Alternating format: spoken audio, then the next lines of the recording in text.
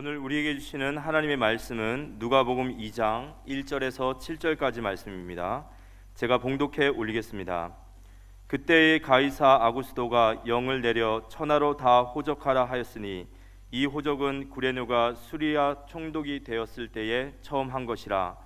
모든 사람이 호적하러 각각 고향으로 들어가매 요셉도 다윗의 집 족속이므로 갈릴리 나사렛 동네에서 유대를 향하여 베들레헴이라 하는 다윗의 동네로 그 약혼한 마리아와 함께 호적하러 올라가니 마리아가 이미 잉태하였더라. 거기 있을 그때에 해산할 날이 차서 첫 아들을 낳아 강보를 싸서 구유에 뉘었으니 이는 여관에 있을 곳이 없음이로다. 오늘도 위성으로 화면으로 지교에서 예배 드리시는 모든 분들에게도 하나님 큰 위로가 있게 되기를 바랍니다. 코로나로 인해서 2021년도가 어렵게 한 해를 저물어 가고 있고 오늘 1년 중에 마지막 주일을 맞이했습니다. 31일 밤 10시에 송구 영신 예배를 드리도록 하겠습니다. 다음 주부터는 2022년도 새해가 시작되기 때문에 조금 변화가 있습니다. 11시에 예배를 드리고 12시에 예배 마치고 30분간 쉬었다가 12시 반에 2부 예배를 드리도록 하겠습니다. 참고하시고 준비를 하시길 바라고요. 성도는 11시 예배 드리고 1시 예배 제가 달려가서 1시 예배 드리도록 그렇게 하겠습니다. 참고하시고 준비하시기 바랍니다. 1944년도에 있었던 일들을 실제로 경험했던 사람이 프리츠 빈켄이라는 사람인데 숲속의 휴전이라는 이 에세이집을 냈습니다. 리더스 다이제스트라고 하는 아주 세계적인 잡지에다가 게재를 했었는데요. 내용인 즉 1944년도 12월 24일 성탄절 이브 날입니다. 그때 당시는 독일군과 미군이 전쟁하고 있었습니다. 독일 국경지대에 살고 있는 어느 오두막집에 12월 24일 밤 깊어가고 있고 눈이 많이 내리고 추운 가운데 병사들이 오두막집을 두드리는 겁니다. 그래서 누구세요 하고 아주머니가 문을 열어보니까 미군 병사 2명이 서 있고 한 명은 피를 흘리면서 눈 위에 이렇게 쓰러져 있는 겁니다. 말은 통하지 않는데 이제 눈짓으로 좀 춥고 배고프고 하니까 좀 들어가 쉴 수 있게 해달라. 그때 당시 독일 법에 적을 숨겨주면 총살시키기로 이렇게 명령이 내려져 있는 가운데서 이 아주머니가 난감해하다가 사람이 죽어가는데 하고 들어오라고 해서 집으로 맞이했습니다. 잠바를 벗고 철모를 번데 보니까 옛된 이제 아들 같은 옛된 얼굴들이었습니다. 그래서 마치 내 아들 같구나 하고 모성애 같은 걸 가지고 쉬게 해놓고 닭을 잡아서 저녁 요리를 정성껏 준비하고 닭 요리에 그 이제 집에 이제 냄새가 이렇게 풍기고 있을 때 또 밖에서 누가 문을 두드린 겁니다. 그래서 또 길을 잃은 미군 병사들인가 하고 문을 열어보니까 독일군 4명이 총을 들고 서 있었습니다. 난감해졌죠. 근데 독일군 병사 한 사람이 메리 크리스마스 하는 거예요. 아주머니를 보고 그러면서 우리가 지금 전쟁 중에 길을 잃어버리고 방황하고 있는데 오늘 이 오두막집에서 하룻밤 좀 쉴 수 있도록 배려해 줄 수 있겠습니까? 하니까 굉장히 이제 난처해졌죠. 적을 지금 숨겨주고 있는데 독일 병사가 왔으니까 탄로나면 바로 처형당해 죽어야 되는 이런 난감한 상황에서 잠시 당황하다가 그 아주머니가 지금 다른 손님 3분이 와 있습니다. 이렇게 얘기를 했습니다. 서로 친하진 않아도 성탄 이브인 오늘만큼 이곳에서 총을 쏘면 안 됩니다. 독일군 하사가 묻습니다. 안에 누가 있나요? 어머니가 대답했습니다. 길 잃은 미군 병사 3명이 지금 와 있습니다. 오늘만큼은 죽이는 일이 있으면 안 됩니다. 그 총을 내게 맡길 수 있겠습니까? 하니까 독일군 병사들이 총을 아주머니에게 맡기는 겁니다. 그 광경을 지켜보고 있던 안에 있던 미군들도 총을 이제 아주머니에게 맡기는 거죠. 그래서 총을 한쪽에 세워놓고 그들은 같이 이제 집안에 모였습니다. 좁은 방에 그 집 가족들까지 9명이 이렇게 엉키덩기 이제 끼어 앉았는데요. 독일 병사 중에 한 명이 의학 공부를 한 거예요. 미군 병사 다쳤는 부분을 치료를 하기 시작하는 거예요. 다행히 추웠기 때문에 상처가 곪지는 않았네요. 피를 많이 흘렸는데 조금 있으면 회복될 것입니다. 정성껏 치료를 해줬습니다. 그리고 식탁에 둘러앉았습니다.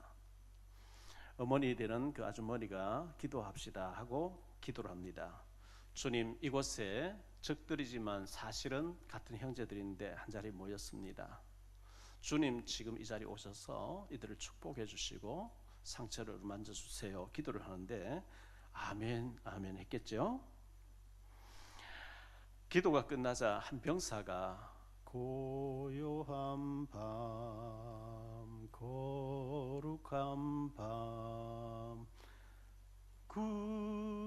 구주나셨 이 찬송을 부르니까 미군은 미군대로 영어로 찬송 부르고 독일군은 독일어로 또 찬송을 똑같이 부르는 겁니다. 식사를 마친 후 어머니가 베들레헴에 비춰졌던 별을 보러 나갑시다. 이래서 9명이 다 나가서 별을 쳐다보면서 큰 별, 빛을 많이 비추는 별을 찾으면서 그 베들레헴 땅에 비추었던 별을 얘기를 하면서 성경에 나오는 예수님 탄생을 서로 포럼을 하게 됐습니다. 그러면서 노엘 노엘 이 찬송 부르면서 은혜를 나누는데 손에 손을 잡고 기도하고 거기에는 적이 없어진 거예요. 원수가 없어진 거예요. 그날 밤 그들은 서로 둘러앉아서 서로의 사랑을 얘기하고 간증을 하면서 죽음 위기에 있었지만 하나님 지켜주셨다고 이렇게 포럼을 했습니다. 다음 날 서로가 뜨겁게 포옹을 하고 악수를 하면서 서로가 축복을 빌어주면서 헤어졌다는 그런 내용입니다. 우리가 이 아름다운 모습을 보면서 용서하고 덮어주고 사랑으로 포옹하는 것, 욕망을 조금 드러내고 손해보는 삶을 연습할 때 우리에게는 참 평화와 축복이 임합니다. 힘을 과시하면 증오가 생기고 영혼이 폭발하게 됩니다. 힘을 선용하면 영혼이 소생하게 될 줄 믿습니다. 원래 인간이 하나님과 더불어 행복하게 된 동산에 살기도록 지음받았는데 하나님의 명령을 무시하고 뱀이 사탄이 유혹하는 네가 하나님처럼 될 것이다. 아담 하와가 선악과를 따먹고 하나님 떠나게 되므로 인간에게는 저주와 죽음과 고통과 문제가 왔습니다. 그때 하나님께서 창세기 3장 15절에 여자의 후손이 와서 뱀의 머리를 깨뜨리게 하겠다. 원죄를 지은 인간은 안 되기 때문에 여자의 후손으로 죄 없는 하나님의 아들이 처녀의 몸을 빌려서 오셔서 이 사탄의 머리를 박살내게 하겠다고 복음을 주셨습니다. 이스라엘 백성들이 애굽에서 노예가 돼서 400년이 넘도록 노예 생활하고 있는데 그 노예된 백성이 최강대국 바로를 꺾고 애굽 군대를 물리치고 나온다. 절대 불가능한 일이죠. 그 노예된 백성들을 200만 명을 불어먹는데 너무 돈 들지 않죠. 공짜로 불어먹고 너무 좋은데 해방시켜줄 일도 없죠. 이런 가운데 모세를 보내서 양의 피를 문설주에 발랐는데 피 바르지 않은 집집마다 장자를 다 죽게 만들어서 출애굽시켜서 나왔습니다. 양의 피를 바를 때 나온 거죠. 출애굽기 33장 18절에 보니까요. 모세가 이르되 원하건대 주의 영광을 내게 보이소서. 모세가 시내산에 올라가 40일 동안 금식 기도하면서 하나님하고 계속 대화를 하고 너희들 예배는 이렇게 드려라, 이렇게 애굽에 가게 된 것을 살면 실패해, 막 이제 계속 그런 말씀 40일 동안 들었는데요. 모세가 하나님 얼굴 뵙고 싶어요. 하나님 영광을 좀 보여주세요. 이렇게 기도한 거예요.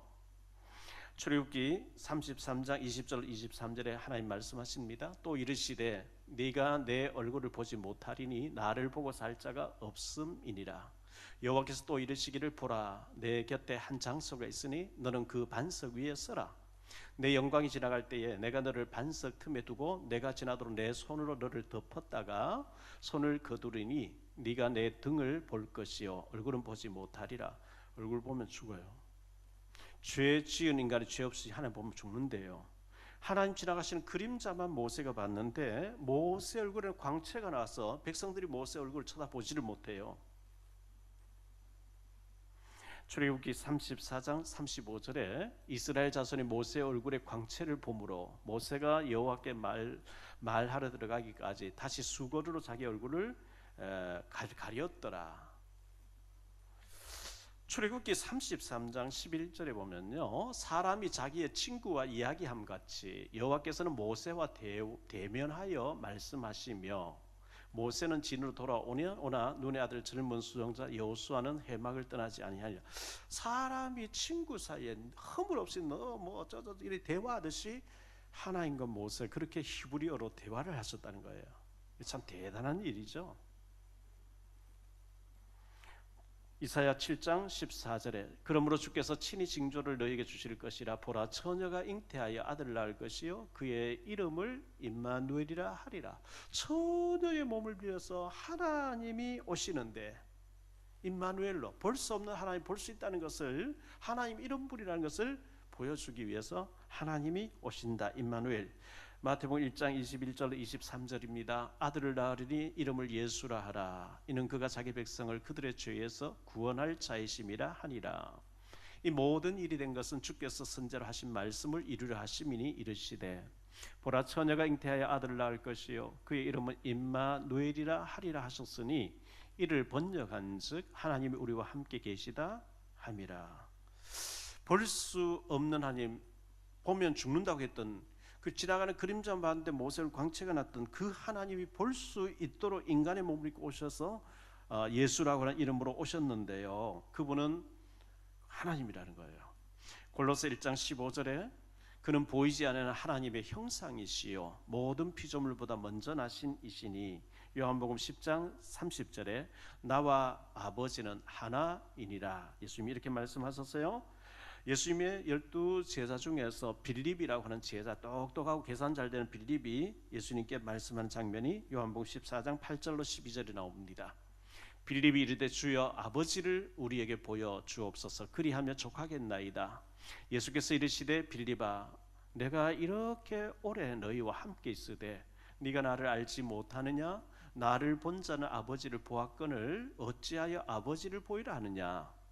내가 아버지 안에 거하고 아버지는 내 안에 계신 것을 네가 믿지 아니하느냐? 내가 너희에게 이르는 말은 스스로 하는 것이 아니라 아버지께서 내 안에 계셔서 그의 일을 하시는 것이라. 내가 아버지 안에 거하고 아버지께서 내 안에 계심을 믿으라. 그렇지 못하겠거든 행하는 그 일로 말미암아 나를 믿으라. 내가 진실로 너희에게 이르노니 나를 믿는 자는 내가 하는 일을 그도 할 것이요 또한 그보다 큰 일도 하리니 이는 내가 아버지께로 감이라. 이렇게 말씀했어요. 나와 아버지가 내 안에서 그리고 일하고, 그리고 사람이 소경이 눈 뜨고 안전병이 일어나고 죽은 자 살아나, 이거는 하나님이 아니면 못하는 거야. 하나님이라는 것을 믿으라. 이렇게 말씀하셨어요. 이사야 9장 6절입니다. 이는 한 아기가 우리에게 낳고 한 아들을 우리에게 주신 바 되었는데 그의 어깨에는 정사를 메었고 그의 이름은 기묘자라 모사라 전능하신 하나님이라 영존하시는 아버지라 평강의 왕이라 할 것임이니라. 우리 예수님은 하나님이래요. 그 예수님을 마태복음 16장 16절에 베드로 고백한 것처럼 시몬 베드로가 대답하여 이르되 주는 그리스도시요 살아계신 하나님의 아들이시니이다. 이 고백되는 자, 구원받은 자인 줄 믿습니다. 볼 수 없는 하나님 볼 수 있도록 인간의 몸을 입고 오셨어요. 오늘 말씀을 가지고 세 가지로 말씀드리려고 하는 첫째, 예수님의 겸손입니다. 예수님의 낮아지심입니다. 탄생 과정이 그렇게 되어 있습니다. 갈로안의 첫째 보니까 말구유에서 예수님이 탄생하셨습니다. 1절 오늘 1절 말씀 보니까 그때의 가이사 아구스도가, 이 가이사는 로마의 가이사 황제를 얘기하죠. 어마어마한 힘을 가진 황제입니다. 이 가이사 황제가 명을 내려서 모든 로마의 지배를 받은 사람은 본적지에 가서 호적을 정리해가지고 인구를 보고하라. 요즘 같으면 아무 데서나 인터넷으로 하면 간단한데 2000년 전에는 그런 게 없기 때문에 본적지로 가서 출생신고 가족 수를 정확하게 기재를 하도록 돼 있었습니다. 그래서 요셉과 마리아가 이제 베들레헴 마을 다윗의 동네로 갔는데요. 7절 말씀에 보니까 첫 아들 낳아 강보로 사서 구유에 뉘었으니 이는 여관에 있을 곳이 없음이러라. 먼저 온 사람들이 방을 다 차지해 버렸어요. 민박 방도 다 차지해 버렸어요. 더 이상 있을 곳이 없어서 그래서 저 구유에라도 좀 우리가 있게 해달라 이래가지고 구유에서 아기 예수가 탄생하는 상상할 수 없는 그런 일이 벌어진 겁니다. 왕궁에 예수님이 왕궁에 왔으면 많은 고위 고관 대작들이 와서 경배하고 축하하고 했을 텐데요. 하나님의 아들 메시아가 구유에 나신다 상상을 못하게 그래서 구유에 나섰습니다. 이 말씀은 마태복음 2장 1절로 6절에 나와 있습니다. 헤롯 왕 때에 예수께서 유대 베들레헴에서 나심에 동방으로부터 박사들이 예루살렘에 이르러 말하되 유대인의 왕으로 나시니까 어디 계시냐 우리가 동방에서 그의 별을 보고 그에게 경배하러 왔노라 하니 헤롯 왕과 온 예루살렘이 듣고 소동한지라. 왕이 모든 대제사장과 백성의 서기관들을 모아 그리스도가 어디서 나겠느냐 물으니 이르되 유대 베들레헴이오니 이는 선지자로 이렇게 기록된 바 또 유대 땅 베들레헴아 너는 유대 고을 중에서 가장 작지 아니하도다. 내게 산 다스리는 자가 나와서 내 백성 이스라엘의 목자가 되리라 하였음이니이다. 미리 예언된 미가서 5장 2절에 예언된 말씀이거든요. 베들레헴 에브라다야 너는 유다 족속 중에 작을지라도 이스라엘을 다스릴 자가 내게서 내게로 나올 것이요 것이라 그의 근본은 상고에 영원에 있는 자다. 이렇게 예언되어졌던 일이었습니다. 예수님이 유대 땅 베들레헴 그 마을에서 탄생하셨고 그리고 성장하신 마을이 나사렛 마을입니다. 오늘 말씀 4절 5절에 보면요. 요셉도 다윗의 집 속속이므로 갈릴리 나사렛 동네에서 유대를 향하여 베들레헴이라 하는 다윗의 동네로 그 약혼한 마리아와 함께 호적하러 올라가니 마리아가 이미 잉태하였더라. 나사렛 마을 누가복음 2장 39절에 주의 율법을 따라 모든 일을 마치고 갈릴리로 돌아가 본 동네 나사렛에 이르니라 이렇게 말씀했어요. 대표적인 이스라엘 나라의 빈민들 마을이 나사렛 마을이었다고 전하고 있는데요. 빌립이라는 집사님이 예수님의 제자로 부름을 받고 난 뒤에 달려가서 자기 친구 나다나엘에게 얘기를 하죠. 요한복음 1장 45절로 46절인데요. 빌립이 나다나엘을 찾아 이르되 모세가 율법에 기록하였고 여러 선지자가 기록한 그 일을 우리가 만났으니 요셉의 아들 나사렛 예수니라. 나다나엘이 이르되 나사렛에서 무슨 선한 것이 날 수 있느냐. 빌립이 이르되 와서 보라 하니라. 나사렛 하면 아주 그 천한 사람들, 빈민들, 뭐 철거민들 이런 사람들이 밀집되어 있는 지역이기 때문에 거기서는 선한 것이 나올 수 없어 이렇게 할 정도로 예수님이 그런 데서 이렇게 성장하시고 숨어서 지내신 겁니다. 셋째 갈라는 셋째를 보니까요. 갈릴리 사람들을 제자로 삼으셨어요. 어부 출신들 세리 마태 이런 사람을 예수님이 제자로 삼으신 겁니다. 빌립보서 2장 5절로 8절에 너희 안에 이 마음을 품으라 곧 그리스도 예수의 마음이니 그는 근본 하나님의 본체시나 하나님과 동등됨을 취할 것으로 여기지 아니하시고 오히려 자기를 비워 종의 형체를 가지사 사람들과 같이 되셨고 사람의 모양으로 나타나사 자기를 낮추시고 죽기까지 복종하셨으니 곧 십자가에 죽으심이라. 우리 예수님께서 3년간의 공생애를 마치시면서 최후의 만찬을 하시는 장면이 요한복음 13장에 나옵니다. 수건을 허리에 두르시고 대야에 물을 떠와서 제자들을 의자에 앉혀놓고 한 사람 한 사람 발을 씻어 나가죠. 요한복음 13장 15절로 17절에 보니까요. 내가 너희에게 행한 것 같이 너희도 행하게 하려 하여 본을 보였노라. 내가 진실로 진실로 너희에게 이르노니 종이 주인보다 크지 못하고 보냄을 받은 자가 보낸 자보다 크지 못하나니 너희가 이것을 알고 행하면 복이 있으리라. 누가복음 14장 7절로 11절에 이런 말씀이 나옵니다. 청함을 받은 사람들이 높은 자리 택함을 보시고 그들에게 비유로 말씀하여 이르시되 네가 누구에게나 혼인잔치에 청함을 받았을 때에 높은 자리에 앉지 말라. 그렇지 않으면 너보다 더 높은 사람이 청함을 받은 경우에 너와 그를 청한 자가 와서 너더러 이 사람에게 자리를 내주라 하리니 그때에 내가 부끄러워 끝자리로 가게 되리라. 청함을 받았을 때에 차라리 가서 끝자리에 앉으라.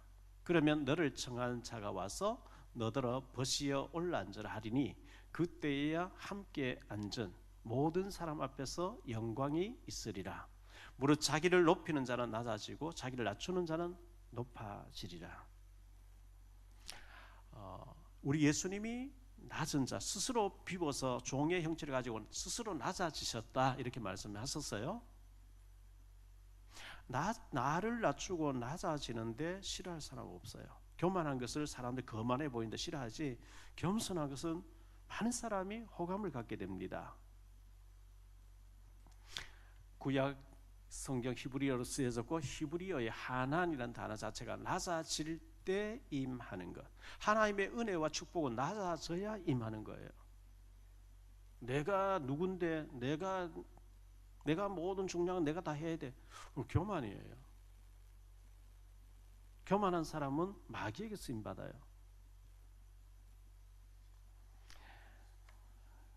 제 고향 경북 의성에 좀 갔다가 지난달에 장로로 임직받은 친구를 잠깐 만나서 카렌다 하나 전달하고 이렇게 잠깐 얘기했는데요.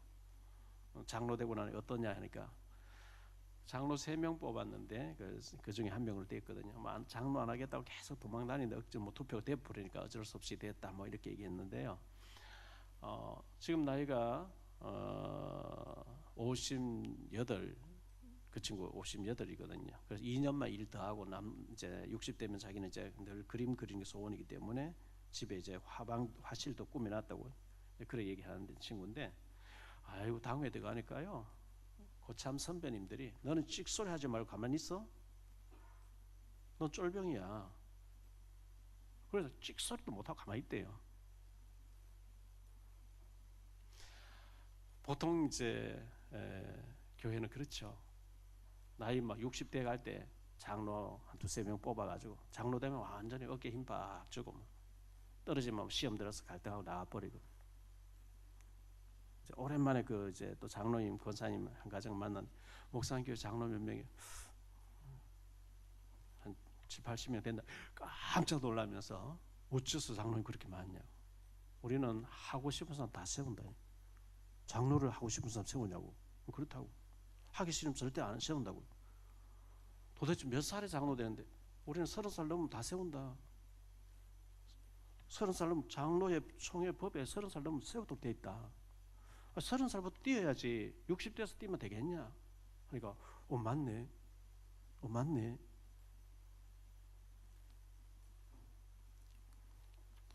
겸손하면 됩니다. 낮추면 됩니다. 낮아지면 주님이 높여주실 줄 믿습니다. 두 번째로 예수님의 십자가의 죽으심입니다. 희생입니다. 하나의 첫 번째, 십자가는 저주를 상징합니다. 신명기 21장 23절에 그 시체를 나무 위에 밤새도록 두지 말고 그 날에 장사하여 내 하나님 여호와께서 내게 기업으로 주시는 땅을 더럽히지 말라. 나무에 달린 자는 하나님께 저주를 받았음이니라. 나무에 달린 자 저주를 받았기 때문에 해가 지도록 나무 위에 두지 말고 내려라 이렇게 얘기를 했어요. 갈라디아 3장 13절입니다. 그리스도께서 우리를 위하여 저주를 받은 바 되사 율법의 저주에서 우리를 속량하셨으니 기록된 바 나무에 달린 자마다 저주 아래에 있는 자라 하였습니다. 내가 받아야 될 저주를 우리 예수님께서 십자가에서 대신 받아주신 거예요. 내가 받아야 될 저주, 내가 받아야 될 지옥과 모든 권세, 사탄이 끌려다녀야 될 모든 저주를 주님께서 십자가에서 대신 해결해 주신 줄 믿으시기 바랍니다. 이사야 53장 5절 6절에 그가 찔림은 우리의 허물 때문이요 그가 상함은 우리의 죄악 때문이라. 그가 징계를 받음으로 우리는 평화를 누리고 그가 채찍에 맞음으로 우리는 나음을 받았도다. 우리는 다 양 같아서 그릇 행하여 각기 제 길로 갔거늘 여호와께서는 우리 모두의 죄악을 그에게 담당시키셨도다. 내가 받아야 될 저주, 온갖 저주를 주님이 십자가에서 대신 해결해 주신 것이 십자가 사건이었습니다. 갈라는 두 번째로 우리 주님은 온갖 모욕을 다 당하셨습니다. 마태복음 26장 67절로 68절에 이에 예수의 얼굴에 침 뱉으며, 여러분 누가 여러분 얼굴에 침 뱉으면 얼마나 모욕적이겠어요? 침을 뱉으며 주먹으로 치고 어떤 사람은 손바닥으로 때리며 이르되 그리스도야 우리에게 성자 노릇을 하라. 너를 친 자가 누구냐 하더라. 요한복음 19장 1절로 3절입니다. 이에 빌라도가 예수를 데려다가 채찍질 하더라. 군인들이 가시나무로 관을 엮어 그의 머리에 씌우고 자색 옷을 입히고 앞에 가서 이르되 유대인의 왕이여 평안할지어다 하며 손으로 때리더라. 요한복음 19장 23절에 군인들이 예수를 십자가에 못 박고 그의 옷을 치하여 네 깃에 나눠 각각 한 깃씩 얻고 속옷도 치하니, 예수님 빨가 벗겨버린 거 있죠. 속옷도 치하니 이 속옷은 호지 아니하고 위에서부터 통으로 짠 것이라. 여러분 우리가 많은 사람 앞에서 홀랑 다 벗기고 많은 사람 앞에서 손가락질하고 이렇게 하면 얼마나 창피하고 죽고 싶지 않겠어요? 예수님 왜 이 온갖 모욕을 당하십니까? 내가 받아야 될 저주를 대신 당하신 거예요. 누가복음 23장 34절에 이에 예수께서 이르시되 아버지 저들을 사하여 주옵소서 자기들이 하는 것을 알지 못함이니이다 하시더라. 예수님이 저주하신 그 사람들 저주해야 되는데, 제 같으면 막 저주가 나올 텐데 예수님께서 자기를 다 벗겨놓고 주먹으로 치고 침뱉고 때리고 하는 그들을 향해서 아버지 저들을 사하여 주옵소서.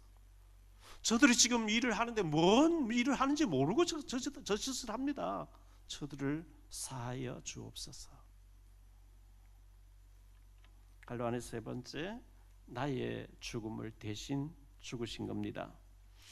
바울 사도가 복음을 만나 복음 깨닫고 난 뒤에 갈라디아 2장 20절에 얘기합니다. 내가 그리스도와 함께 십자가에 못 박혔나니 그런즉 이제는 내가 사는 것이 아니요 오직 내 안에 그리스도께서 사시는 것이라. 이제 내가 육체 가운데 사는 것은 나를 사랑하사 나를 위하여 자기 자신을 버리신 하나님의 아들을 믿는 믿음 안에서 사는 것이라. 내가 죽고 내 속에 그리스도가 살아야 된다. 바울 사도 이렇게 고백하고 있는 것입니다. 고린도전서 15장 31절에 형제들아 내가 그리스도 예수 우리 주 안에서 가진 바 너희에 대한 나의 자랑을 두고 다는 하노니 나는 날마다 죽노라. 내 혈기와 내 야망과 내 동기와 나의 그 더러운 성질, 이것이 주님 십자가 앞에서 죽어질 때 그때 하나님 앞에 귀하게 쓰임 받는 것입니다.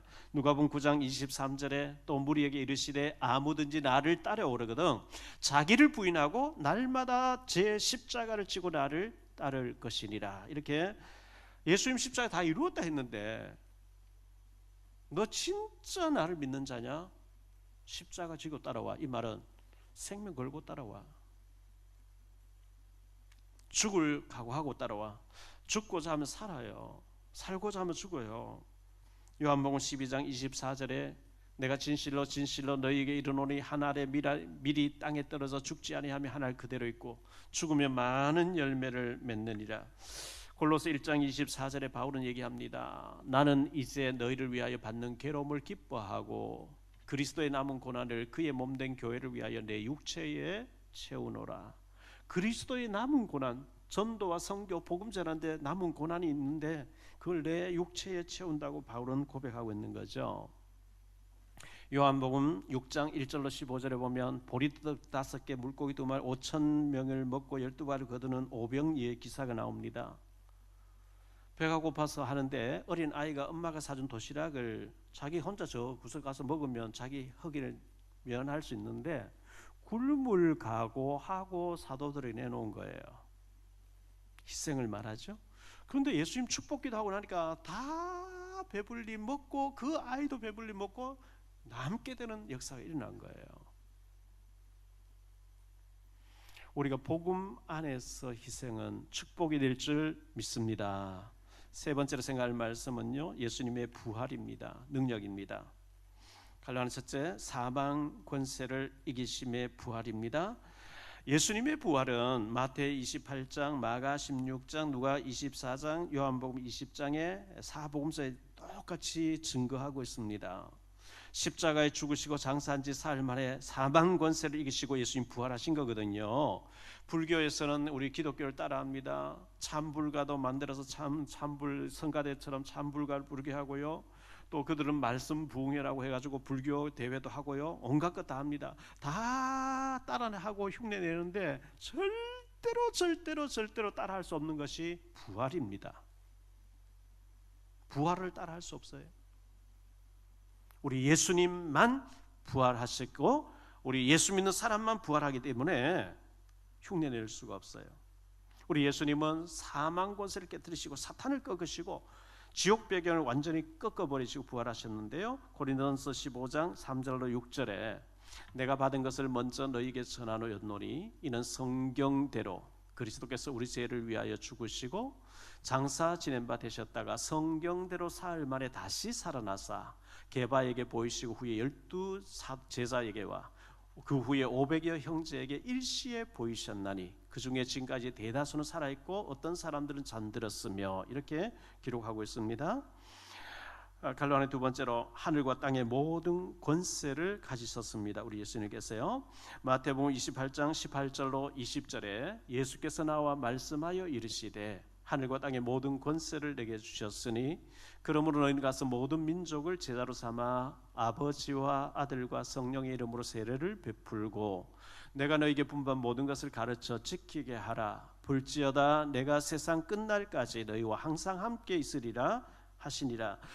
하늘의 권세, 보좌의 권세입니다. 시공간 초월입니다. 천군 천사를 부리는 어마어마한 권세입니다. 땅의 권세, 사단박의 악한 영을 꺾는 권세입니다. 이 권세를 가지고 주님이 우리와 함께 하시겠다. 그리고 주님은 지금도 일하고 계십니다. 주님이 지금도 보좌에 계시면서 성령으로 지금도 우리와 함께 하시면서 일하고 계시는데요. 마가복음 16장 19절로 20절에 주 예수께서 말씀을 마치신 후에 하늘로 올려지사 하나님 우편에 앉으시니라. 제자들이 나가 두루 전파할세 주께서 함께 역사하사 그 따르는 표적으로 말씀을 확실히 증언하시니라.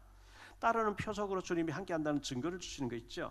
마태복음 24장 14절에 이 천국 복음이 모든 민족에게 증언되기 위하여 온 세상에 전파되리니 그제야 끝이 오리라. 그렇습니다. 주님은 지금도 세계복음을 하고 계십니다. 사도행전 1장 8절에 오직 성령이 너희에게 임하시면 너희가 권능을 받고 예루살렘과 온 유대와 사마리아와 땅끝까지 이르러 내 증인이 되리라 하시니라. 사도행전 9장에 보면 이 주님이 사울이라고 하는 바울을 꺾어가지고 주님의 증인으로 쓰시는 모습을 보게 됩니다. 우리 예수님이 이 땅에 계시고 공생의 동안에요. 특히 요한복음 13장에서 최후의 만찬 가운데 제자들 발을 씻겨주신 그 과정에서 너희 중에 한 사람이 나를 팔리라 이것은 내 몸이다 내 살이다 내 피다 이래 나눠주실 때 요한복음 13장 23절에 보면 이런 기사가 나옵니다. 예수의 제자 중 하나 사도 요한을 가리키죠. 자기가 자기를 지금 기록하면서 얘기하는 거예요. 예수의 제자 중 하나 곧 그가 사랑하시는 자가 예수의 품에 의지하여 누웠는지라. 마치 어린아이가 엄마 품에 이렇게 누워서 응정부릴 같이 이 사도 요한이 예수님 품에 누웠어요. 그러면서 베드로가 눈짓하면서 팔자가 누군지 물어보라니까 주님 누가 예수님 팔지 하니까 나와 함께 그래 손 놓는 자다. 예수님 또 이렇게 기속말로 얘기하시죠. 인자하신 예수님의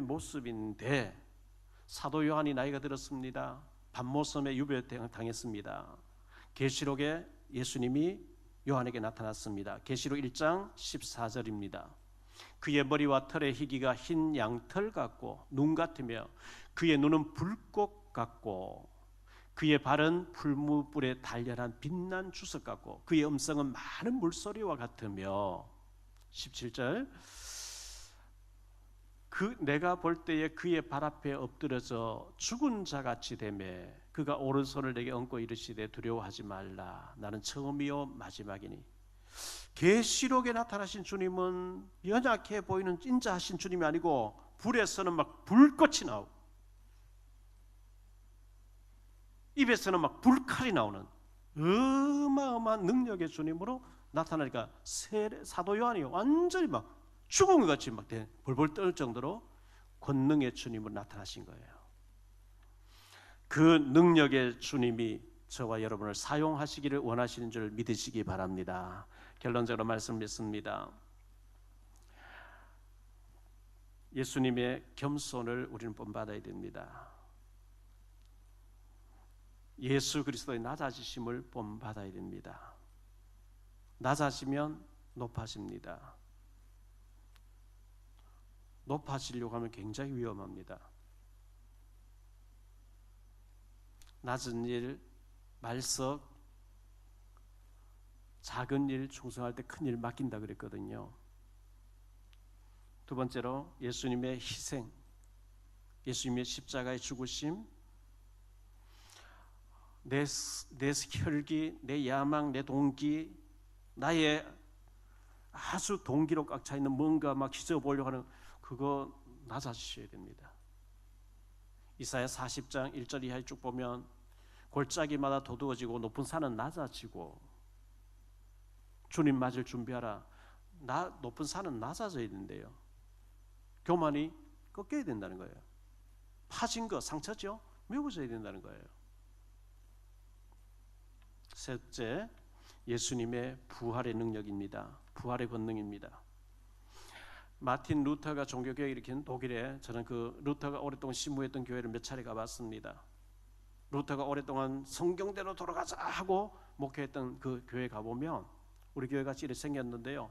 강대상에 예수님이 십자가에 못 박혀 죽으시고 창자고 피 흘리 고개를 떨고 있는 모습을 크게 그려서 준비해놨어요. 그리고 루터가 거기서 손질하면서 목사가 설교할 때마다 예수님의 십자가의 죽으심을 얘기해 만든 말이죠. 예수님 십자가 죽으심을 얘기해야죠. 날마다 얘기해야죠. 그런데 거기까지 끝나면 안 돼요. 독일의 본 헤퍼라는 사람이 히틀러를 죽이려 하다 자기가 처형당하고 순교했죠. 본 헤퍼는 예수님의 겸손처럼 낮아져야 된다. 예수님의 십자가 희생처럼 우리 희생해야 된다. 거기까지 멈췄어요. 맞습니다. 낮아지고 희생 맞습니다.